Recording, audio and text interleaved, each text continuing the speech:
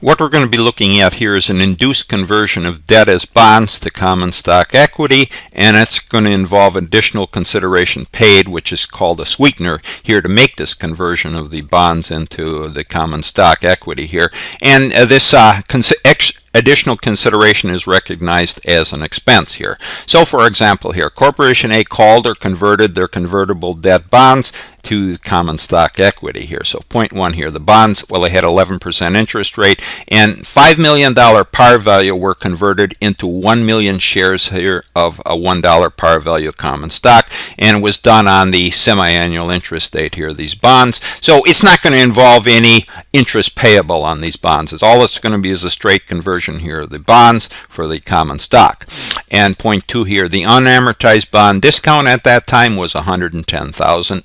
And three here, Corporation A paid that additional $150,000 here in cash to the bondholders to induce this conversion of all the bonds into common stock. And for this example, we're going to record the conversion using the book value method here. So first off here, our bonds were converted into common stock with an extra cash payment. That additional cash will be recognized as an expense here, and it'll be realized in the current period and is not a reduction of shareholders' equity, but is an expense. So let's just go down and look at an example. So really we've got two things going on here. We're going to be converting these bonds at their book value, and based on that we're going to have to deal with what the common stock equity is going to be when they exchange the bonds for the common stock, and that's going to involve additional paid-in capital here to our common stock. So that's going to be a key element here on how we calculate that here. But before we do that, the other thing that's involved here is this induced conversion, and when we make that, it's recognized as an expense here on an income statement. Any inducement here to the bondholders that had to be, they had extra amount they had to be paid to convert those bonds into common stock. And in this case, they're using a cash, straight cash here to make this conversion. But this is what we want to look at here. With the induced conversion, it's based on the fair value given, and it is considered a conversion expense, and it goes against the income statement. It's not a reduction of equity, it's strictly an expense here on the income statement for the period here. And again, in this case, it involved cash. Had it been involved extra stock or whatever to make this conversion, it still goes as a conversion expense here on the income statement. So what has happened here? Well, they paid the bondholders this extra $150,000, so they would, their cash account, they would credit it or reduce it here by $150,000. Now remember, the cash is on our balance sheet here, and then what was paid in cash here is recognized as this, again, this conversion expense here on our income statement. Debit that here for $150,000. The key point is here, this is not a reduction of any equity account here, but it's recognized as an expense here on our income statement. Okay, so the next thing we have to deal with is these bonds. They're converted into common stock. How we deal with our bonds here versus our equity account here, common stock. So in this case here for our bonds, this is based on the book value. We're using the book value method.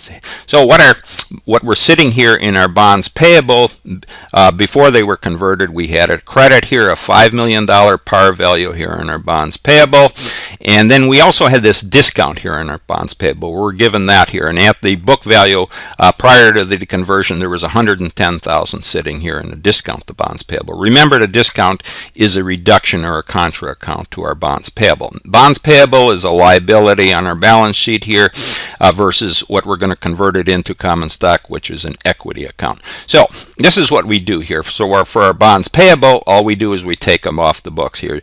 That $5 million credit goes against the debit here to our bonds payable for $5 million, and then our discount, the debit amount here of $110,000, goes against the credit or for our discount here of $110,000. So we removed our bonds payable off the books.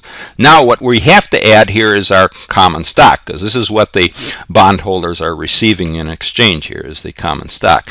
And that shareholders' equity here, common stock is equity, and that's going to be increased here, whereas our bond debt, when it was converted, that was decreased here. Any of our debt was decreased here, and our shareholders' equity is being increased. So first off, for our common stock, the par amount. Well, that's easy enough to figure. Well, there were 1 million shares at $1 par value per share here, so we'd credit our common stock account here for $1 million.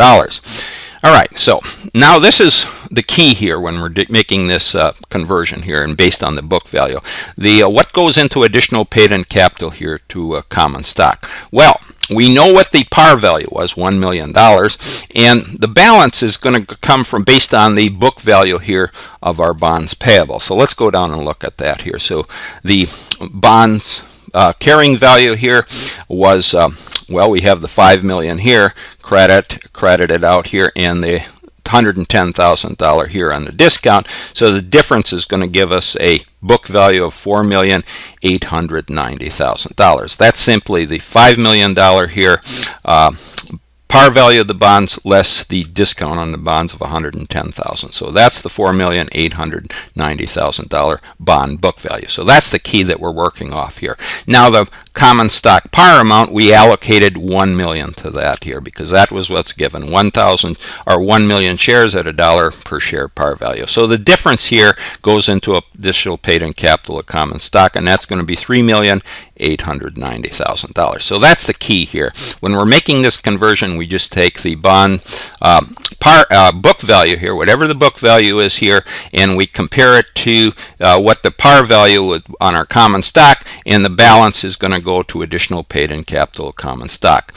So again, that's the excess over the par here to common stock, and it's a balancing entry here, and what we calculated to be was $3,890,000, and that was simply just going over that again here as a balancing entry based on this conversion. We had the $5 million here in carrying, or the book value or par value here of the bonds, less the discount on the bonds at that time of $110,000, and then the balance amount, we have to subtract out the $1 million here in our common stock par value account, and then the balance goes to additional paid-in capital here for whatever the remaining balance was. In this case, it was $3,890,000. So we're making this, we have to balance our credits here with our debits over here, and we've done that based on this was based on the bonds book value method here. So we've taken the book value of our bonds here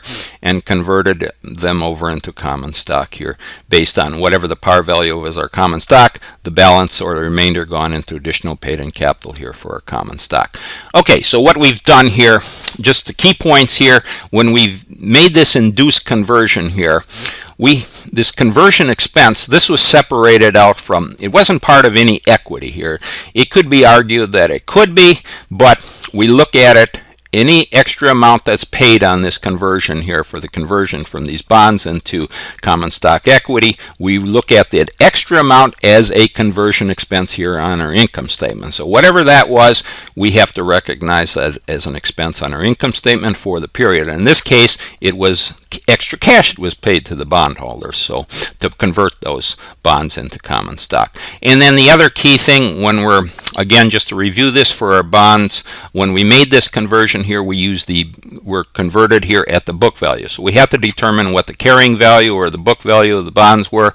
We knew what the par value of the common stock that's being issued in exchange for the bonds here, so we could easily figure out the additional paid-in capital common stock based on those differences. So okay, so that takes care of our bonds here in induced conversion, and this is a very basic example here. It didn't include any interest that was payable on the bonds at that time, and all it was is a straight conversion here based on the book value or the carrying value of the bonds that were converted into common stock.